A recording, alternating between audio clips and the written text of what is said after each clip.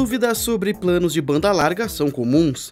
Com uma enxurrada de propagandas, o consumidor acaba adquirindo um serviço de qualidade razoável, pensando que está obtendo o máximo da tecnologia. Em geral, as reclamações surgem por conta das baixas velocidades fornecidas. Do ponto de vista do cliente, a lógica é bem simples. Estou pagando por uma conexão de 10 MB, portanto meu plano permitirá downloads em uma taxa de 10 MB. Na prática, a história é um pouco diferente. Uma internet de 10 MB limita as transferências a 1 MB. Mas afinal, por que isso ocorre? Somos vítimas de propaganda enganosa? Como posso calcular a velocidade da minha conexão? A primeira coisa que devemos entender é a diferença entre 1 bit e 1 byte. Para falarmos disso, vamos usar pecinhas de Lego. O bit é a menor unidade de informação, portanto, ele é a menor peça de Lego. 1 byte é a junção de 8 bits, ou seja, é a mesma coisa que juntar 8 peças de Lego. A maioria dos aplicativos, sites e serviços usa o byte e seus derivados por padrão. Esclarecido isso, podemos falar sobre os problemas com unidades de medida. Na informática, usamos prefixos como quilo, mega, tera e assim por diante. A ideia desses prefixos é facilitar a representação de um mesmo número. É a mesma coisa que você aprendeu sobre quilogramas e megagramas, que é o termo correto para tonelada.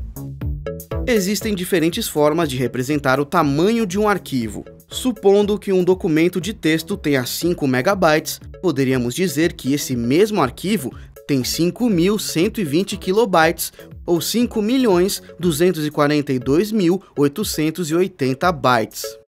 Analisando com nossas pecinhas de Lego, poderíamos dizer que cada caixa de Lego equivale a 1 kilobyte. E um carregamento com 5.120 caixas equivale a 1 megabyte. Ou seja, em nosso exemplo, precisaríamos de 5 caminhões de Lego para comportar esse arquivo de texto. Podemos ainda transformar esse documento em bits. Basta multiplicar os 5.242.880 bytes por 8 para obtermos 41.943.040 bits.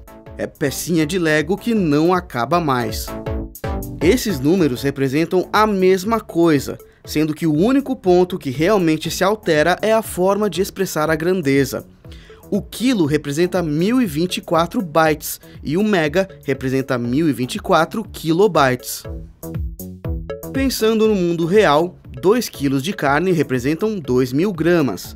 Um automóvel tem 2 toneladas, o que quer dizer que o carro tem 2.000 quilogramas ou 2 milhões de gramas. No caso das conexões de internet, esses megas dificultam a compreensão das grandezas. Por uma questão de marketing, as empresas usam apenas o termo mega, não especificando se isso é em bytes ou bits. Assim como os prefixos giga, mega e quilo são aplicáveis aos bytes, eles também podem ser usados com os bits.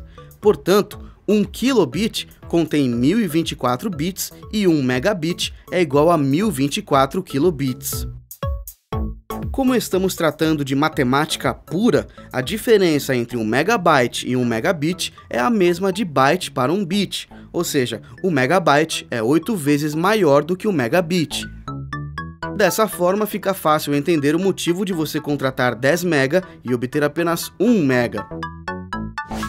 De fato, as operadoras estão vendendo 10 MB, porém, nunca é especificado que esse valor é em bits. A enganação acontece justamente nessa confusão de unidades. Vamos pensar em outro exemplo. Você pediu 8 pizzas, onde a pizzaria promete entrega em até 1 hora. Após 1 hora, a pizzaria te entrega uma pizza com 8 pedaços. Depois de 2 horas, chega mais uma pizza com 8 pedaços. E as entregas continuam de hora em hora. No fim das contas, você receberá sua encomenda, mas não do jeito que você esperava. Basicamente, a pizzaria cumpre o prazo, mas omite detalhes sobre a quantidade da entrega. É a mesma coisa que carregar um vídeo na internet.